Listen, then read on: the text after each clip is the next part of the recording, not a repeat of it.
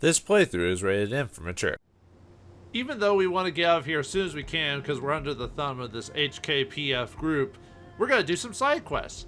Greetings and salutations, viewers. Vauldemare back here with another episode of Shadowrun Hong Kong. In the last episode, we explored the impound lot, which will be our safe haven, at least for a few side missions. Not very many in this game. It's basically a couple side missions and then the plot. So it's not a huge...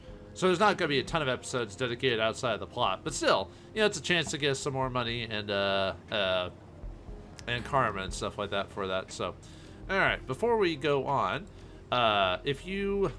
To make this part a little bit easier, if you have the Shadowrun etiquette and an intelligence of 7, this next you can make this little area a little bit easier. Unfortunately, I don't have the points to get an intelligence of 7, so I'm not going to be able to quite show it off. But for those who want to have an easier time of it, that'd be the way to go. But yeah, I don't have it. So anyway, before we continue the plot, let's talk to Jomo and get some side gigs. So, Captain Jomo stands beside his speedboat, surveying the docks as if surveying his kingdom. His stance is relaxed, but an air of impatience lingers about him. His narrowed eyes and crossed arms suggest that he's been waiting a while. As you approach, his eyes light up and he throws his hands up in the air. Jomo claps you on the back, grinning widely. "Oh, my friend, finally they let you out of the ugly shed. I thought they'd be many more hours at least. They have no sense of urgency." "I'm shocked. I never thought a professional smuggler like you would get picked up by the police." He puffs out his chest indignantly. "It insults me. Jomo is too slippery by far to be snared by a policeman's hook. I am here because they paid me for the privilege, the same as any other client. What does Jomo care if they wear badges and uniforms? Nuyen is Nuyen, is it not?" I know his voice was different in the official playthrough, but I was like, well, why not give him a pirate voice instead? "Well, if there's anyone who can smuggle me into a police dock, you can." "Of course I can. There isn't a place in Hong Kong I can't get cargo in or out of. And if that cargo is heavily armed, irritable, and willing to do violence to defend my boat, well, so much the better, I say. So, my friend, how can Jomo assist you? Do you need a ride someplace? If so, say the word and we'll be off like a typhoon." He lowers his voice to a conspiratorial whisper. "Or perhaps you're interested in contraband, goods of the sort that your misinformed allies will not provide. I have all manners of unusual things for sale, if you have the Nuyen." Hell of a speedboat you got there. He beams at you, his tusks glinting. "A thing of beauty, isn't she? With Jomo at the wheel, the drunken mistake cannot run anything on the South China Sea." Drunken mistake, huh? How'd you get that name?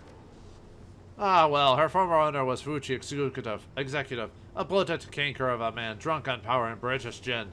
Captain Jomo barks with laughter. "He took his fine vessel on a one-man pleasure cruise, blundered into Johor Yawa waters, and stalled her out. I came upon him, drifting helplessly, crying for help against the roar of an uncaring sea." "You're a pirate. I think you can put two and two together."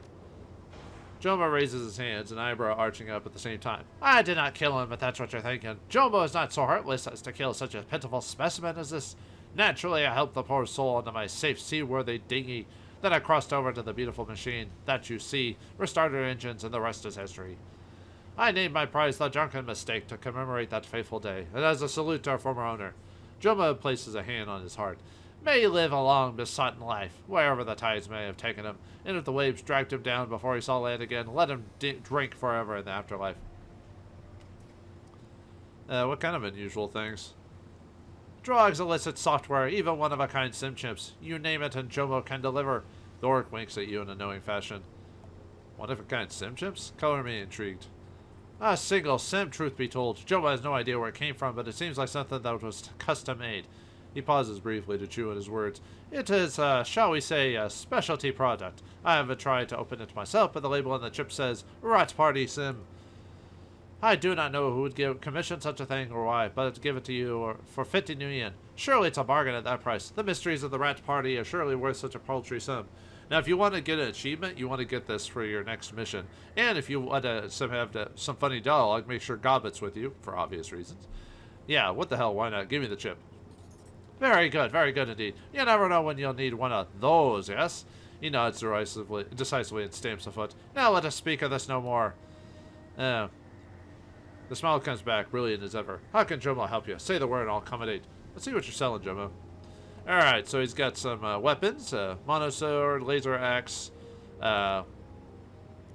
So different types of just weapons that you can get for your key or a physical adept. I was trying to think for a second. I was like, wait a minute. See, I got some decks there. Got some consumable programs, cram, all that stuff. It's got some decking stuff for Isabel. All right. The senior inspector said you were looking for me earlier. What's on your mind? Ah, of course. I have a friend with a bit of a problem. His problem involves a family member, mega corporations, and stubborn guards with guns. He asked if I could handle it, but I'm a smuggler and not a Shadowrunner. You, however, fit the bill nicely. I don't want to repeat the details here. The police don't need to know. Jomo slips a PDA out of his pocket and taps at it. Here, I've sent you the details. It should be on your computer already. Look it over and let me know if you're interested in the job. All right, let's check it out. Yeah, this will get us our first job, so let's see if we want to take it. Of course, we're going to.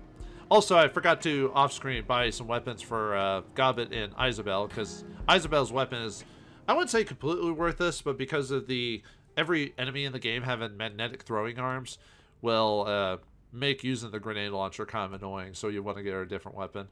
Alright, let's open the jobs. Oh, we got some new messages as well. Undersea Lab job. Sergeant Lee to Wiggles, Undersea Lab job. Hey, good to see you're interested in my proposal. My friend, the one with the problem, is named Meng Kai Sao. He's been infected with the disease, and he thinks if done deliberately. Here, I've attached the video message he sent me. His condition is worsened by the day, so I'd really appreciate it if you could help him out. He's fairly high up in Manabi International. He's got a lot of money, and he needs some heavy-hitting freelancers to help him out, so I figured it'd be right up your alley. An elderly man with a sickly pallor sits down in front of the camera and coughs several times. A series of intravenous lines have been attached to his arms, and a pair of respirator tubes snakes under his nose. When he speaks, his voice is careless and has a breathless quality to it. Lee, I know that this is a lot to ask, but I don't have anywhere else to return. I'm dying, Lee. The bastards of Shiwas did this to me. I don't know how, but they got somehow close enough to me and infected me with some kind of experimental bioagent. Monopoly's best researchers are working around the clock, but ordinary treatments aren't cutting it. They figured they'll be able to synthesize a cure in 6 or 7 months, but I've only got about 1. Sucks to be you. The doctors tell me they need to create a line of monoclone antibodies to fight this thing. Luckily for me, I know where one is. The Shiwas bastards at this have been in contact with me. They said they'd give me doses of the treatment, just enough to keep me alive, but not enough to kill all the virus. All I have to do is sell out Manabe, give them insider information on our projects. Meng pounds a fist onto the armrest of his chair, doubling over with a racking cough. To hell with that. They want to play with fire, so be it. I need you to use your contacts. Find me some goddamn mercenaries. Not just any mercenaries either. I'll pay top dollar, and I want the best, you hear me? Manabi's information warfare terms have tracked the probable location of the gem warfare lab that this goddamn disease came from. Some undersea place quite out of Nago-Meho, codenamed Namazu. It's totally unlisted, and that means only one thing: illegal research. The mercenaries need to get to the lab, find the germ warfare section, and give me the monoclonal antibodies I need to live. Don't worry about getting down there. I'll lend you a mini-sub. Our security techs assure me they can blank the facility sensor grid for just long enough to get a team inside. I don't care how our contractors go about acquiring the cure, so as long as it will get to me quickly. They want to be a quiet little mice, great. If they feel like blowing the whole facility apart, I'm fine with that too. Just give me that goddamn cure. Let me know when you found somebody. So there you go. His family and mine have been friends for a long time, but there's no way that can help him directly on this one. This is Shiwas we're talking about here. They hold a seat on the executive council. They pay me salary, I'll bet, indirectly. Let me know when you can decide what to do, Lee. Yeah, let's take the run. Won't do it right now, but from Lee to us. If you're reading this, you've elected to take the job. This automatic replies let Ming know, and the mini-sub should be prepped and ready when you arrive. Go talk to Jomo, and he'll take you to the submersible. Alright. Prison liberation. From Jomo. Oh, hello, my friend. Here I am, immediately about you the rescue mission that I was made aware of. It's mega heist of epic proportions. A run on one of the most elite corporate residences and offices in all the free enterprise zone. And nobody pulled a heist like this in a long time. I'm getting excited already. With a big family like mine, we make a lot of friends. My second cousin on my stepmother's side dropped me a line last week because one of her friends, a man named Martin Lay, has a big problem. She figures maybe Jomo can help because I have a lot of friends. Friends like you. So I said to my cousin, hey, I smuggle things. I know Shadowrunner, but I do know some runners that I could pitch this idea to. She says, fine, tell them Martin will pay them a hell of a lot of Nuya, but they better be really fantastic at this, because if Lilium dies, it's my ass. No problem, I tell her. So naturally, I think of you. Martin Lai works for Yamatsu. Yamatsu and Fuji Industrial Electronics have been butting heads here in Hong Kong for a while. Scrap it over who has far more sway through the executive council. I'll make the long story short. Martin makes problems for Fuji, so Fuji kidnaps Martin's niece, Lilian. They're holding Lilian Lei in a penthouse at their headquarters here in the FEZ Ikon Tower. Big black skyscraper in Central. Can't miss it. It's a simple job, but probably not easy. Martin can't get his Yamatsu soldiers inside Ikon without starting a corporate war, which is why he needs outside help. Somebody deniable that no one will miss if they die horribly. You, my friend! You can loan us two advantages. He can loan us two advantages, though. A small helicopter and a virus he planted in Ikon's perimeter defense systems. My plan is this. Go in via the helipad on the roof and have Martin Virus turn off the anti-air defenses. You and your team work fast. Get down to the penthouse and rescue Martin's niece. Rush her ass back to the roof and we all fly out. From there, we meet up with a team of Yamatsu hired mercenaries who act as a protection team to get Lillian back to Martin. Easy, no? What do you say? You want to break into one of the biggest corporate buildings in the city, steal a princess in a tower, and thumb your nose at the AAA Megacorp? I sure as hell do. Take the run, sure. Jomo to Wiggles. I'm not here right now, but you should be nearby. Come see me and I'll get you in the Ikon Tower. And then we got the infiltration recap if we want to read that, but we don't need to read that right now, so. Alright, I don't think there's any BBS right now. No, I didn't think so. Alright. So let's do, whoops. So let's help Jomo with that job. But before that, let me go ahead and go to the shop. I'll tell you what I'm gonna buy, and I'll be right back. I wanna check my notes really quick, and then I'll buy something for technically for this job. Yeah, I'll be using Gobbin and Isabel, so I want some different weapons for them. So give me just a second. I'll be right back. Actually, you know what? I think I'm gonna leave their weapons on for now, at least for Gobbit. I know if you have the laser rifle, the Ares laser rifle you get from the Raptor side quest, that'd be a good weapon to give her. If you have the weapon available, the sterile AUG rifle would be good to give to Isabel. However, there is a weapon we can give her later on that's that we can get during one of the side missions. So I think I'll wait till I do that. So she has other uses outside of her grenade launcher anyway. So anyway, let's talk to Jomo and take that mission into the Ikon Tower. Let's go solve your friend's family problems. All right. So I want to take, there's some decking, so we'll take Isabel. There's a vent we can use a drone on, so we'll take Raptor. And then there's a scene, Gobbit's probably not super useful here, however, there's a scene, humorous scene with her in the, that rat sim, simulator, and you get a unique scene, or additional dialogue with her if she's with you. If you bring Gaichu, there's an interesting interaction with someone that can cause a fight to break out if you bring him with you. But it's not interesting enough for me to bring him, so we'll just take these three. Personally, if you're not taking Gobbit or you don't care about the whole rat sim, you can still buy the sim and use it in the next mission without her being there. It's just you get a funny reaction. I'd probably bring Duncan just because of his magnetic arm, so. The glittering expanse of Hong Kong stretches out beneath the helicopter as Jomo waves his way between the city's myriad skyscrapers. Rain splatters the tiny craft's windshield as it slices its way through the calm skies above the central district. Despite the late hour, the city streets below still glimmer with activity. Soon enough, the black mirrored walls of Ikon Tower stretch up before you. Jomo pulls the helicopter in for a landing, depositing you on the tower's roof. Somewhere beneath your feet, Lillian Lai awaits. She awaits? Even though that's her name, Lillian Lai, but lie. Yeah, she awaits us for doom, or to save her, whatever. All right, let's see. I don't think. Oh yeah, grenades really aren't that big of a deal anymore. I don't think I really need anything in the way of this stuff, so I could just leave. I don't have to have them maxed out or anything like that. So yeah, we'll just leave as is.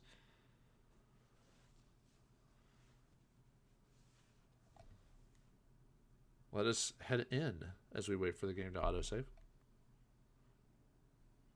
Or it could have. Sometimes the game will bug out every once in a while when it reloads here. So now we're good.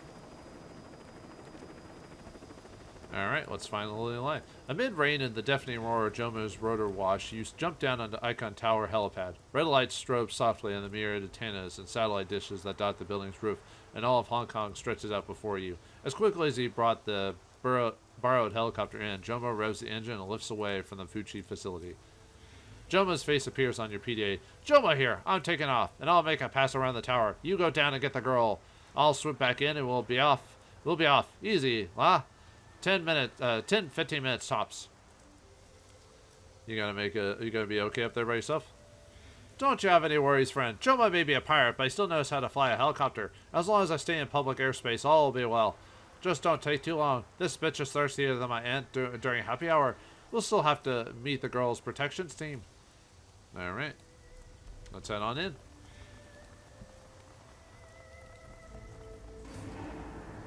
Uh-oh. Intruder detected. Ready to intercept. So what we have is a drone fight. However, we can just skip the fight. So we can just go straight to the exit. So no reason to fight them. It's just a waste of HP. Let's move you, since you don't have enough HP. Let's get you, or you don't have enough AP, so we'll get you over there. Let's see, can anyone? Nope, everyone's too slow. Oh, I was the only fastest guy. It's because of my quickness is raised super high, so that means it took less. If you have high quickness, you get more distance for less AP. But yeah, no reason to fight these guys, so just head towards the elevator. I mean, if you want to, you could. Yeah, look how many drones there are. 4 of them. 5. They're all over the place. But anyway, if you want to fight them, they're a bunch of Fuchi drones. Not too much, they only have 50 HP apiece. But like I said, just run towards the elevator. And there's no... And weirdly enough, there's not like a... Nothing happens if you skip it. It's not like, oh, you know, you got caught or you're in danger and all this other stuff. No, you can just run away from it. So, kind of funny how the game just lets you do that, but alright. I like the fact that you can actually avoid encounters outside of just talking to people, right? So, okay. Yeah, up ahead. This is the one where we'll need intelligence and Shadowrun etiquette, but unfortunately, since I don't have the intelligence, I won't be able to communicate with this person, so, oh well. You step into opulently appointed penthouse to the sound of voices. Several adults are scattered about the room, with one standing in front of a young teenager. The young girl is engaged in an argument with a woman whose nose has a long scar over it, and whose body language speaks of weariness. Little girl, I don't care. I could give her the tomboy accent I always give, which is my Irish. Little girl, I don't care what the Fuchi team told you. I'm freelance and I know exactly what my contact states. It says that I keep you here in this penthouse and that you don't get to leave or receive any visitors unless Mr. Johnson says so. Simple as that. The girl you target, Lillian Lai, growls under her breath.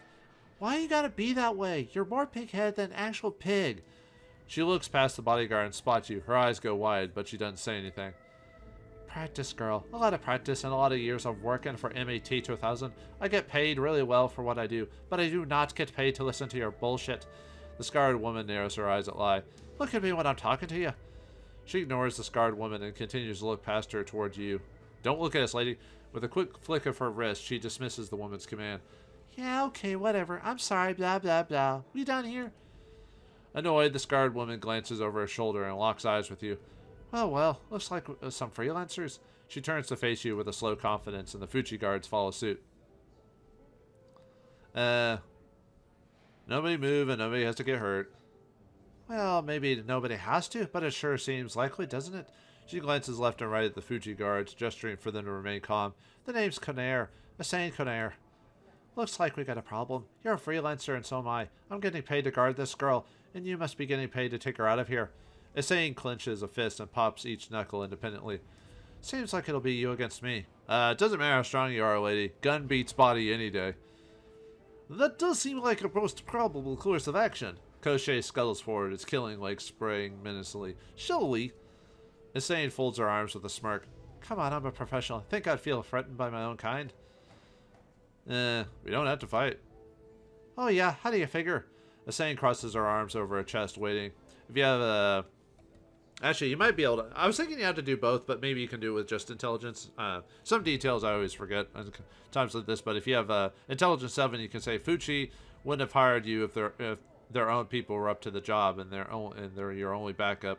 But since I have etiquette Shadowrunner, I can say, you're freelance. You might pose a threat to me. The goons at your back, though, they're just cannon fodder.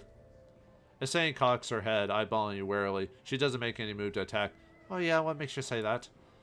Look at us. We're obviously prepared to kill anyone who gets in our way. We're expected to. That, in turn, means that we're certain your Fuji friends will afford us to no significant difficulties, to which we will kill them all without breaking a sweat.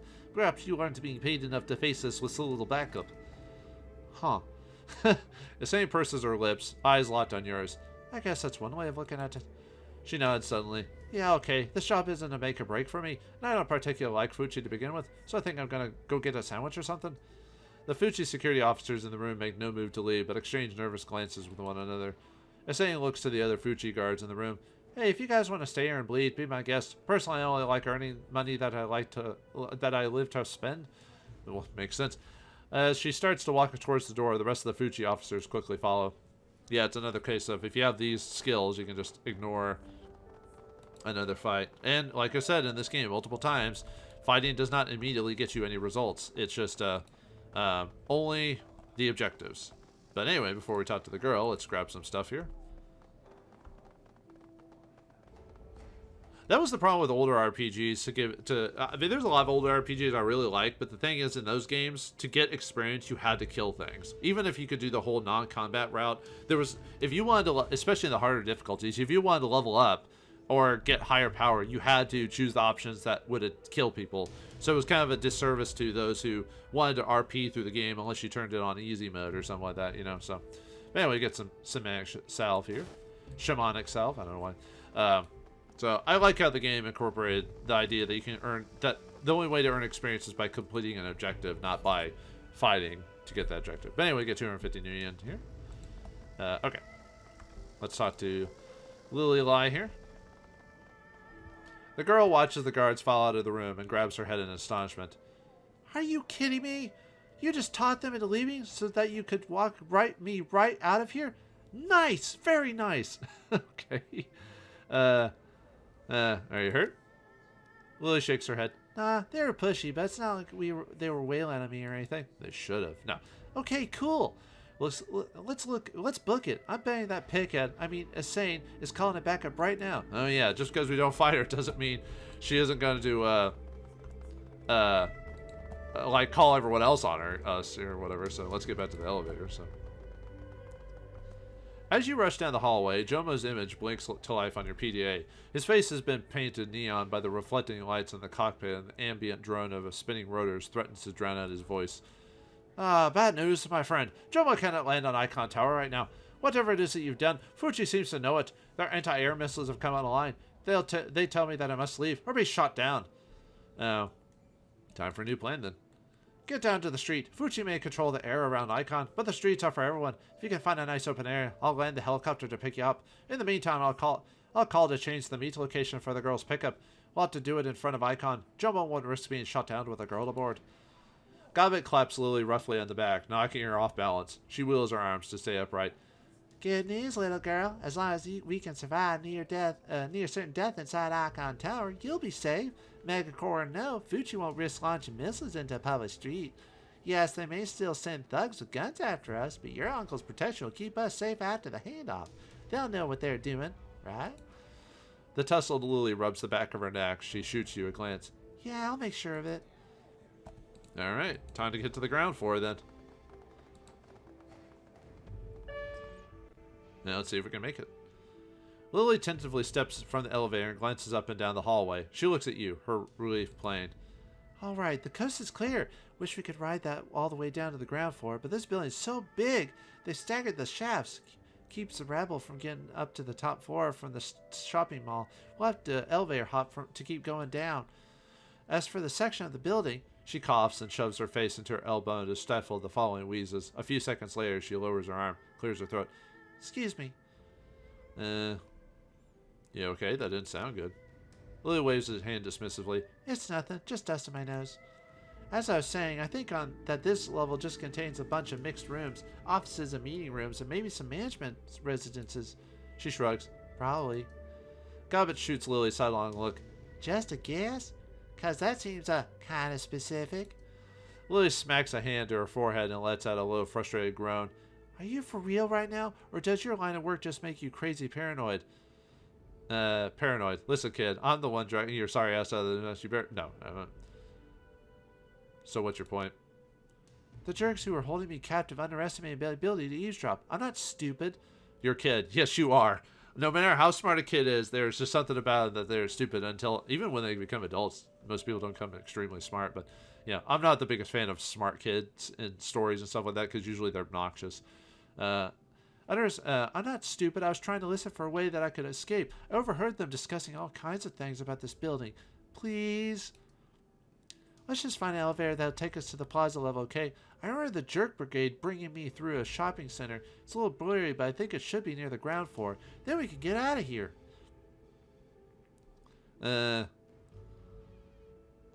Now why'd they bring you in from the ground floor? Why not the helipad? She locks her hands onto her hips. How should I know? Not like I asked the guy who was holding a gun to my back. Hey, Mr. Kidnapper Man, wouldn't it be easier if we did this whole abduction thing with the aircraft? Yeah, right. That's gonna move on. Keep your eyes open for another way out. Alright. Let's check this place out before we head to the elevator. Alright, so we have to hit there, but we can actually check around before we do that. So, let's see. Alright. Time to go moving into people's rooms. Hello. Ooh, there's a vent there. Okay. So, we want to use this vent to allow us access to the elevator, because we can't get it normally. Also, this keypad here. I forgot how you're supposed to get the code for this. Let's see. Or no, I'm thinking of a different... Let's see. Yeah, no, I know it. There's one room with a code. Never mind. I know the code for this, but I want to get it legit, so... whoops. I didn't mean to click on that again. But I know how to get... There's one place in here that has a code to a room that you... I'm not sure how you're supposed to figure out how to open it. But nope, not there. Locked. Locked.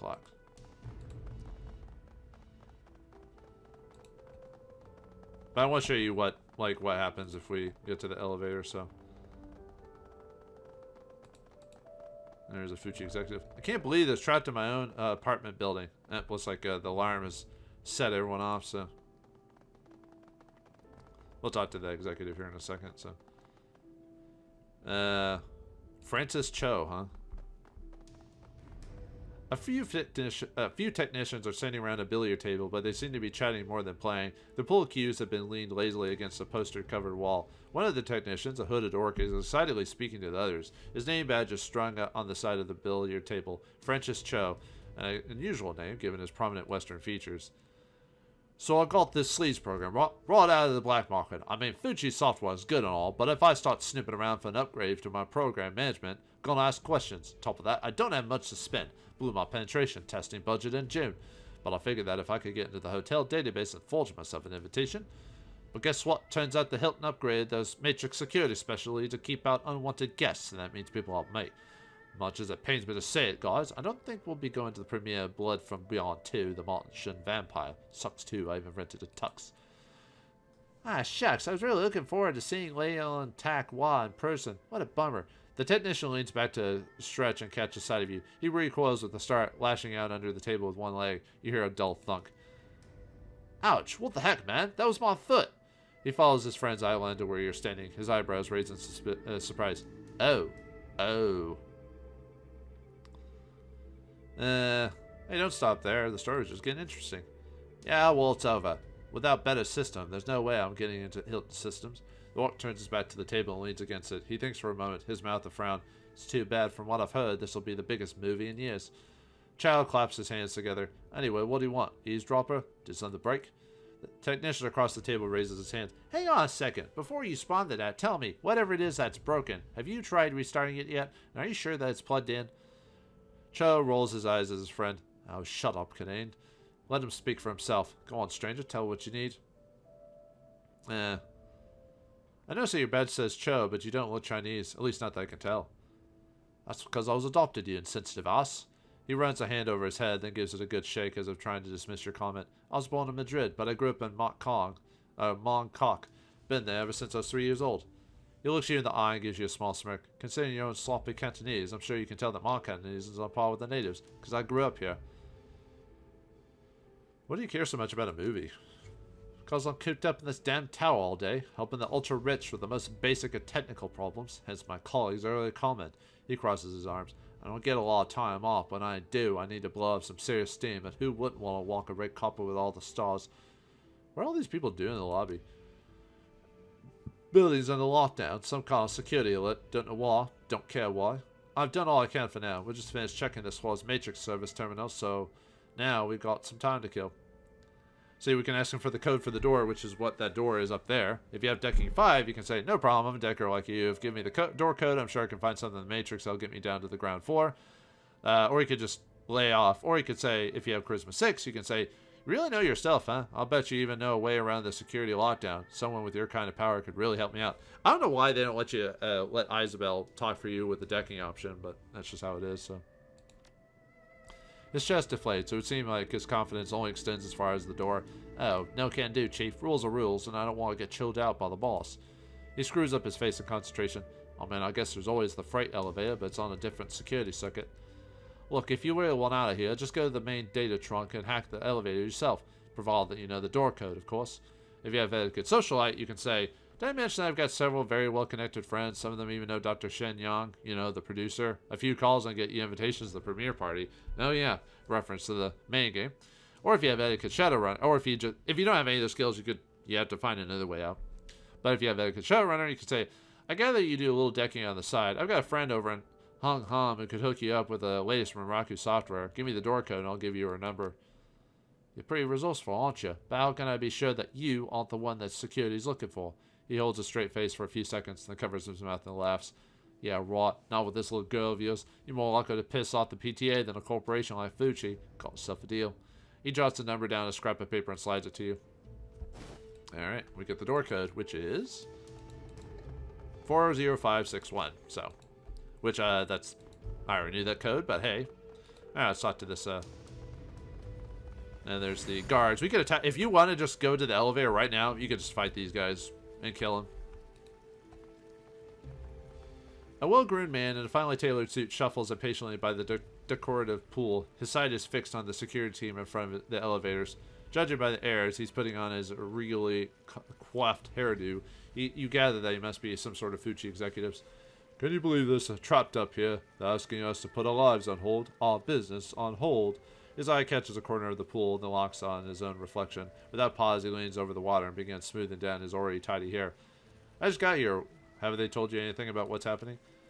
Hardly. The exec leans in. Those idiots don't even know what they're looking for. They're calling it a security situation, but when I press them for details, nothing. Are you sure they don't know? Maybe it's classified.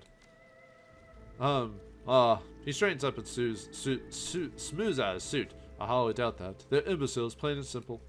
Go ahead and ask them if you don't believe me. They're searching for someone that they can't describe because they don't even know what this mystery person looks like. It's all just security theatrics. Meanwhile, over here, hemorrhaging money, and every second that I spend on this floor bleeds more Nuyen out of my accounts. And the worst part is I have top-level clearance for those elevators. I should be able to access them without question, but those imbeciles refuse to let me through, never mind the fact that I outrank them. He raises his hand to adjust one of his cufflinks. They told me to wait over here, as if I were some nobody. Typical letter of the law over the spirit of the law. Couldn't have said it better, but I suppose if they were any smarter, they wouldn't be working as security guards to begin with. Petty bureaucracies are the bramble patches of the modern era. You can't judge through one without getting bled. Trudge through one without getting bled. Grecian Evacor was well known for similarly restrictive rules and regulations. You have my sympathy, sir. The man seems to notice Raptor for the first time, looks him up and down. I'm familiar with the Russian institution, drones and aerospace, correct? I'm fairly certain that we bought a few engine designs from Grecian Evacor back in the late 40s. Solid work. Just curious, what do you do for Fucci? He regards you for a moment, smiles to himself. Yeah, I'm sure that I'm quite extraordinary to you. What's a man my age and talent doing here at Fucci? Happy to indulge you, my friend. He extends his hand. Jens Rasmussen, Vice President of Shipping for Fuji Orbital Dynamics. I'm responsible for all suborbital, semi-ballistic, and off-planet freight handled by Fuji and other subsidiaries. Jens tosses a derogatory glance towards the elevators. And I make more in a week than those guards do in a year. As he turns back, the fabric of his jacket shifts. You can't help but notice the way that the material gathers on his hips as it moves. You've seen this before. He's wearing a pair of concealed holsters. It's all tremendous pain, one that a man of my stature should not have to put up with, regardless of the circumstance. Basically, he's a Shadowrunner. But because of the guns on his set, so. Orbital dynamics, huh? There's a lot of off-planet cargo? More than you can believe. Aside from cargo with strict extraterrestrial destinations, we also handle anything shipped via our ballistic super rapid service, up to 10,000 kilograms anywhere in the world in under 2 hours. And then there's always cargo that needs transport to Zurchi Orbital or our Camelot research platform. Plenty of it goes to our still in construct station, Dockside Junction at Langridge 2. We even have a moon location, the Olympic Lunar Base, and believe me, they always have cargo needs. Even the small stations use our services since we're cheaper than Aerospace. We've had a long, steady contract to run supplies to the Obelisk, which is owned by Hisato Turner Broadcasting. All things considered, it's very lucrative business. What are you doing in Hong Kong? FOD's been in discussion with the Executive Council to build a spaceport in Hong Kong, a joint venture between Chinese corporations and multinationals like Fuji. Things were going great, better than great until this. He motions towards the guards blocking the elevator. You sound awfully important. I am important. I have meetings with dozens of current and prospective clients here, but rather than working, I'm trapped in this building by the tools of the petty bureaucracy. This would never happen in Copenhagen. Correct me if I'm wrong, but it is unusual for a corporate VP to carry weapons on the job. His eyes narrow, irises to pinpoints, a swift and mechanical response. They must be enhanced in some subtle way. He lowers his voice to whisper. Very perceptive of you. Now lower your voice, if you please. We wouldn't want to attract any undue attention.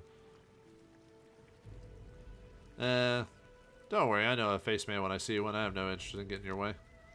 And I know a fellow Shadowrunner. I'd mark you as soon as you walked into the room. He jerks his head in Lily's direction. Next Russian job, I take it. Best of luck. It's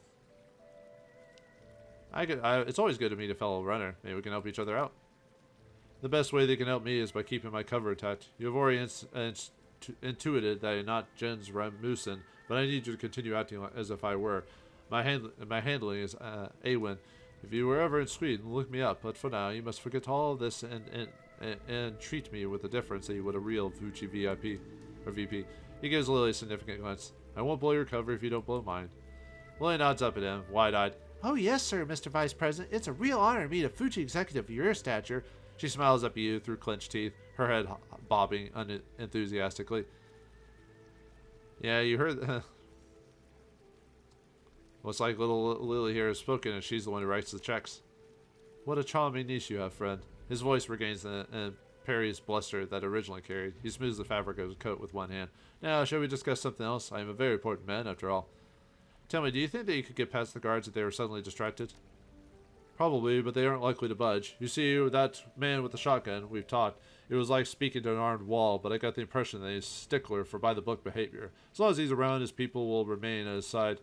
Some of the others, though, well, they're unsure of the situation. If push comes to shove, I might be able to persuade one of them to stand aside. Do you know what this whole lockdown thing is about? No, and frankly, I don't care. Whatever it is, it's unlikely to concern me, my job, or anything else related to my being here. Never mind. Catch you later. He rolls his eyes and resumes primping his compact. Alright. So yeah, that's an interesting little just side thingy to say.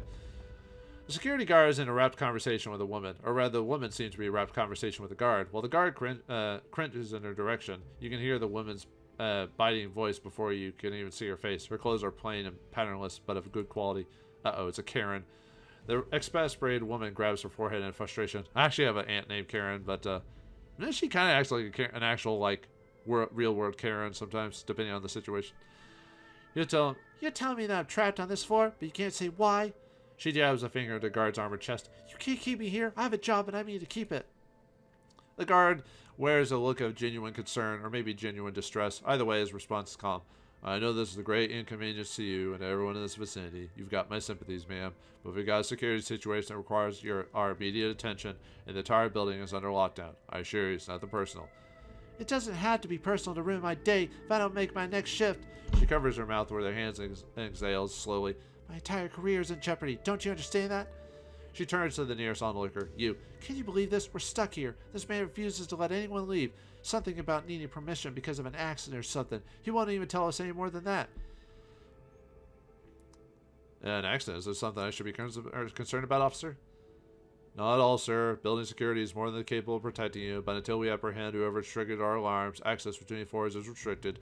Just sit tight and wait for the lockdown to end. You'll be safe with us, here with us. So, you can give a few options, but if you have etiquette security, you can say, there's got to be somebody we can contact to receive clearance for these elevators. There is, but if you don't know who she is by name, then I seriously doubt that she's going to help you. She isn't the charitable type. If you really want to get out of here, I guess you can try to talk into the maintenance crew with some convincing. Maybe they'll take you on the freight elevator. Then if something happens, my team won't be held responsible. Different departments and all.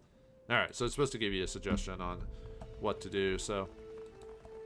Alright, well anyway, let's leave via the one room that we got the code for, so.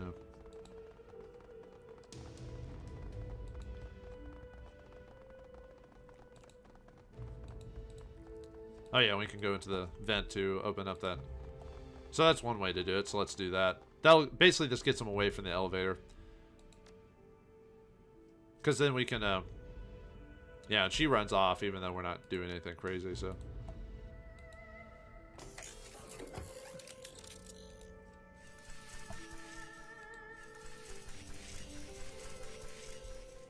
Yeah, there's a gas stove so we can basically start a fire. The gas range is a rarity in the age of microwave induction stoves. Judging by the row of woks and large pots nearby, someone who works on this floor must be a fan of traditional Chinese cooking, something much harder to do without large amounts of open flame. Examine the stove more closely. The gas hose that connects to the back of the range lets loose. Stripes of peeling duct tape form a tenuous seal between the hose and the oven. Rip the gas line out of the stove. With a sudden hiss, propane begins filling the room. It would be wise to leave the area before a stray spark causes an explosion. Alright, let's... Oh yeah, I can just... And, oh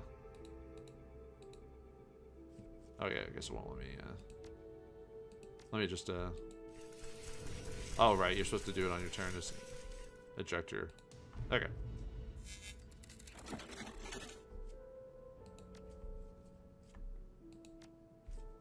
Okay, I don't know why it's not taking me out of combat, so...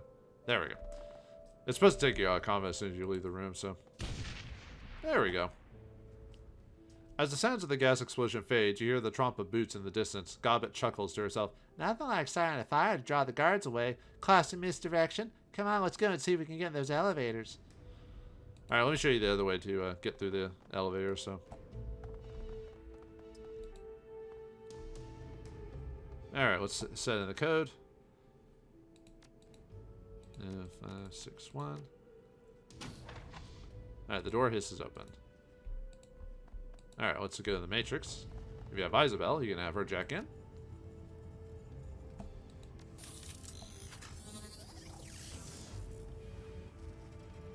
Now just gotta wait for the game to load. Oh. Okay. It's... okay, the game glitched up, so... Oh, okay. That was weird. The game was like glitched for a second, so it shows the second Gobbet there because of Isabel because of that. So, all right, let's see if we can get past the guard with that. Let's see. Okay, we'll need to go top side, bottom. Yep. Okay, not too bad. Let's see if we can get past this one section here. Let's wait for it to go around. Oh, nuts! I was hoping to get past it without getting caught. Oh well, what can you do?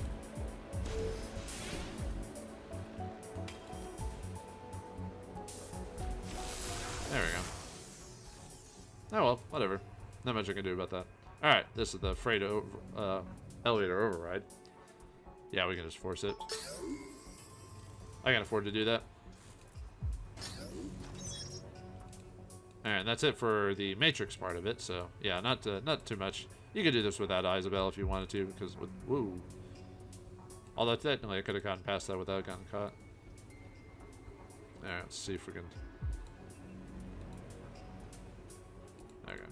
Whoops, nope, nope. I went too... I was like, I went too fast there. Oh, no. Okay. Whew.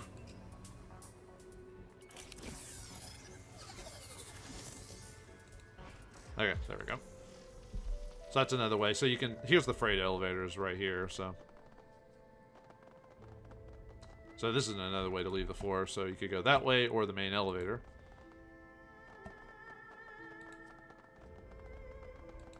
I think I might have missed it. There's supposed to be a room you can get into, but you don't know the code for it. Unless they patched it. And there was like no way to know the code for it. Maybe it was on the previous floor, but I didn't see anything on the previous floor, so...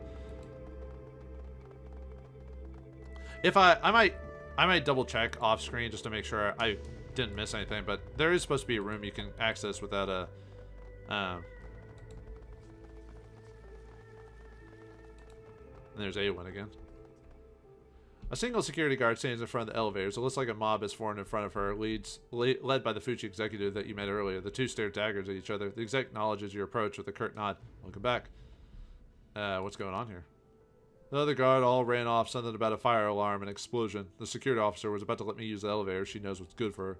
He smirks. After all, I can assure that she's demoted once I return to Denmark. The guard raises a shaky hand and points her pen towards the exec. I just told that I can't. No one has given me the all clear yet, and now we're getting incoming reports of a small fire on this floor. Mr. Rasmussen, please be patient.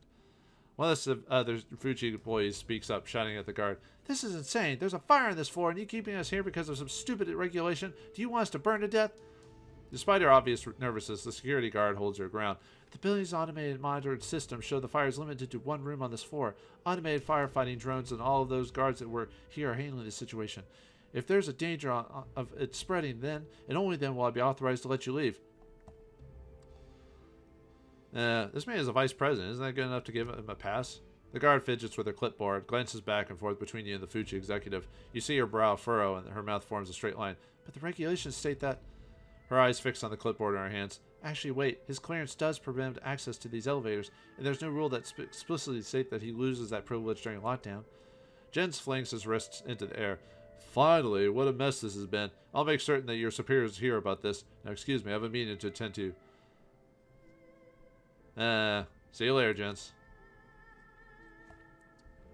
Yeah, we don't actually need to... I'm just going to take the other floor, so... Or the freight elevator. Doesn't really matter either way, so...